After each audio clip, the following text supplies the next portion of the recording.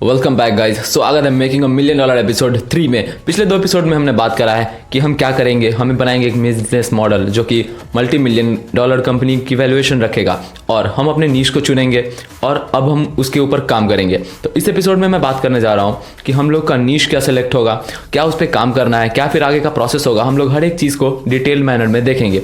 तो सबसे पहले एक $1 मिलियन कंपनी बनाने के लिए हमने चुना है एक नीश को, जो कि एक ऐसा नीश हो कि पेरिनियल हो और उसमें हमेशा फ्लो बना रहे, क्योंकि लोगों से हमारा बिजनेस है। कोई भी बिजनेस लोगों पे ही इंप्लीमेंट होता है और माइंडसेट लोगों के साथ खेलता है। तो बिजनेस में सबसे पहली चीज़ ये है कि हम एक ऐसा आइडिया उठाएंगे जो कि पेरिनियल होगा और लगातार फ्लो बना रहेगा। तो हमें बिजनेस में अप्स एंड डाउन्स भी रहेंगे, तो हम हमेशा प्रॉफिट में रहेंगे। तो जैसे कि लोगों का खाना, रहना, हॉस्पिटैलिटी, ये तीनों बिजनेस कभी बंद नहीं होते हैं। उसी तरह हमने भी चुना है एक और ऐसे ही नीश को जो कि कंपलसरी सेक्शन है हमारे लिविंग स्टैंडर्ड्स का, जो कि है एजुकेशन। क्योंकि जब तक लोग हैं उनके बच्चे होंगे और उनके बच्चों में एजुकेशन कंपलसरी चीज़ होगी। तो हमने चुना है एजुकेशन नीश को अपने बिजनेस मॉडल के तौर पर। तो जैसा कि मैंने बोला कि मैंने चुना है एजुकेशन को अपने बिजनेस नीश की तरह, और हम उसे अपने बिजनेस में नाम देंगे कंसल्टेंसी का। मतलब अब हम फॉर्म करने जा रहे हैं कंसल्टेंसी जो कि रन करेगा एजुकेशन के ऊपर। हम उसे एजुकेशनल कंसल्टेंसी का नाम देंगे। और अब हमें अपने कंपनी की naming, branding etcetera and all सोचनी है। हमें मार्केटिंग क्या करनी है, हमें किस तरीके से चीज़ों को इम्प्लीमेंट करना है कि कस्टमर्स हमारे से अट्रैक्ट हो।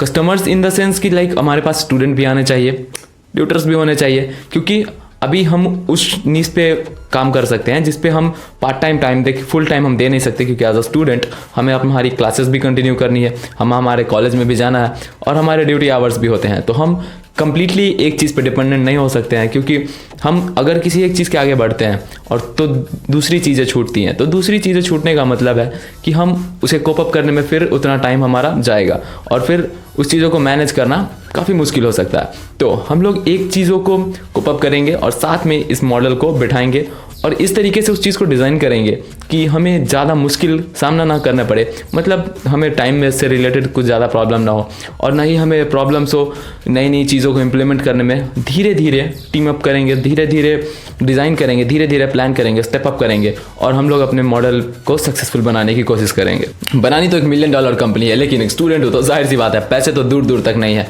ना ही खुद के पास, ना ही एक्स्ट्रा एक्सपेंस के लिए। तो बिजनेस के लिए पैसे खर्च करने की तो बात ही छोड़ दो, क्योंकि एज अ स्टूडेंट हमारे पास बजट फिक्स्ड है, हमारे पेरेंट्स से पैसे फिक्स्ड आते हैं और हमारे पास एक्स्ट्रा इनकम अभी फ़िलहाल तो नहीं है। तो हम लोग उसे जनरेट करेंगे। हमें किस तरीके से फंड रेज करने हैं और इन्वेस्टर तो अभी फ़िलहाल बहुत दूर की बात है, क्योंकि अभी सबसे पहले हमने अपना प्लान ही रेडी नहीं करा। अभी सिर्फ हमने सोचा है कि करना क्या है, और किसी भी चीज़ को इम्प्लीमेंट करने में पैसे लगते हैं। ऑब्वियस सी बात है कि हम जब से जन्म लिए हैं तब से बड़े होने तक में हमें भले लग रहा हो कि हमारे ऊपर खर्च नहीं है, लेकिन आप खर्च को जोड़ोगे तो आपको पता चलेगा कि अप्रॉक्स 15 से 20,000 आपके ऊपर पर मंथ का खर्चा है, क्योंकि वो आपके पेरेंट्स इधर उधर करके कहीं से भी उपाय कर रहे हैं तो आपको नहीं पता चल रहा है। लेकिन जब आप खुद उसे पे करोगे तो आपको समझ में आएगा कि आपके ऊपर पर मंथ का खर्चा कितना है, आपके ऊपर एक्सपेंस कितना बैठ रहा है। तो अब अगर हम एक बिजनेस बनाने बैठ रहे हैं तो अगर हम एक पेन भी लेते हैं उसके लिए, तो उसके लिए हमें फ़ंड चाहिए, एक्स्ट्रा फंड चाहिए, क्योंकि जो फंड पहले से आ रहे हैं, मतलब जो हमारे घर से आ रहा है पॉकेट मनी के तौर पे, तो वो तो पहले से ही हमारे हॉस्टल रेंट्स, खाने के रेंट्स में, एकोमोडेशंस एंड ऑल में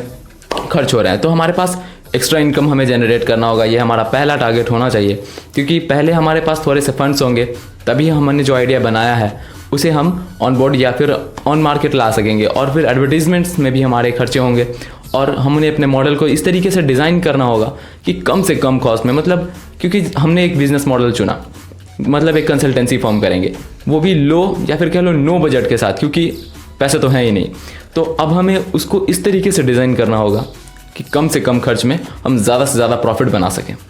थोड़ी सी भाग दौड़ और मिल गया मुझे मेरे कंसल्टेंसी के लिए, मेरे बिजनेस के लिए एक 100% वर्किंग मॉडल। तो मैं स्टूडेंट हूँ, तो मैंने सोचा कि मैं मेरा और मेरे स्टूडेंट प्रजाति का थोड़ा भला कर दूँ। जैसे कि हर एक स्टूडेंट को पैसों की ज़रूरत होती है, मुझे भी है, लेकिन अब उनके पास जॉब नहीं है। मुझसे ज़्यादा टैलेंटेड बच्चे हमारे सराउंडिंग में अवेलेबल है, लेकिन उनके पास भी जॉब नहीं है। अब वो जॉब की तलाश में तो रहते हैं, एक पार्ट टाइम जॉब की वो 2-3 घंटे काम करे और उनको एक इतनी इनकम हो जाए कि वो अपने एक्स्ट्रा एक्सपेंसेस हो गए या फिर बेसिक एक्सपेंसेस को कोप अप कर सकें। लेकिन अब जॉब है ही नहीं तो मिलेगी कहाँ से? जॉब्स के लिए तो हमारे कंट्री में वैसे भी नेशन वाइड बहुत सारी चीज़ें होते रहती हैं, लेकिन जॉब है ही नहीं। तो हम उसी फील्ड में जॉब्स क्रिएट करेंगे, क्योंकि स्टूडेंट अगर उसको हम दूसरे हार्ड वर्किंग चीज़ में लगाते हैं तो फिर उनके स्टडीज़ से वो अलग हो जाएंगे। तो एजुकेशनल कंसल्टेंसी में हम उन स्टूडेंट्स को अक्वायर कर देंगे या फिर अक्वायर कर सकते हैं, क्योंकि वो स्टूडेंट हैं तो वो अभी की रेगुलेटिंग चीज़ों को ज़्यादा बेहतर तरीके से वो एक्सप्लेन कर पाएंगे, वो ज़्यादा बेहतर तरीके को समझ पाएंगे, और जो भी अभी रनिंग में जो भी फॉर्मेट चल रहा हो उसको शेड्यूल करने में या डिज़ाइन करने में ज़्यादा मददगार साबित हो सकते हैं। हमारे बिजनेस मॉडल के लिए पहला सवाल जो कि था कि हमें करना क्या है, वो हमने सॉल्व कर लिया है। हमने करना है एक कंसल्टेंसी बिजनेस जो कि एजुकेशन पे बेस्ड होगा, और इससे होगा क्या कि मेरे साथ साथ मेरे स्टूडेंट जनजाति का भी थोड़ा सा भला हो जाएगा, क्योंकि स्टूडेंट्स अपने नीश पे, मतलब जो वो भी एजुकेशन के नीश पे हैं और हमने भी एजुकेशन बिजनेस को चुना है, तो उनमें इन स्टूडेंट्स को इंटरेस्ट भी होगा और करने में काफ़ी मज़ा भी आएगा। तो हमारी पहली प्रॉब्लम सॉल्व हो चुकी है कि हमें करना क्या है। अब बारी है एल्गोरिदम्स को डिज़ाइन करने की, वर्किंग प्रोसेस को डिज़ाइन करने की, हमारे प्लान्स को डिज़ाइन करने की और उनके एग्जीक्यूशंस की। और यहाँ पे हमें मिल चुका है वो उगता हुआ सूरज, वो बीज जो कि हमारे $1 मिलियन कंपनी का बेस, या फिर कह सकते हो कि यहाँ से हमने फाउंडेशन रखी, क्योंकि हम क्लास 1 में जाएंगे, फिर धीरे धीरे करते ही हम बोर्ड्स देंगे, प्री बोर्ड्स देंगे, फिर +2 देंगे, फिर ग्रेजुएशन देंगे। अगर हमें $1 मिलियन कंपनी बनानी है तो सबसे पहले हमें एक बेस प्लान, क्योंकि कोई भी बड़ा बिजनेस डायरेक्टली बड़ा नहीं होता है। अगर आज इलॉन मस्क भी स्पेसएक्स को ओन कर रहे हैं या फिर रेगुलेट कर रहे हैं, तो उन्होंने स्टार्ट करा था एक 14 साल की उम्र के बच्चे के तौर पे, एक कंप्यूटर के साथ उन्होंने सॉफ्टवेयर चीज़ें इनोग्रेट करी थी, और आज वो हार्डवेयर चीज़ें या फिर उस टेक्नोलॉजी को उस चीज़ों से मिक्स कर पा रहे हैं, क्योंकि धीरे धीरे उन्होंने समय के साथ चेंज देखा, धीरे धीरे समय के साथ उन्होंने ट्रेंड देखा और उन चीज़ों को पकड़ के आज वो बिलियनर हैं।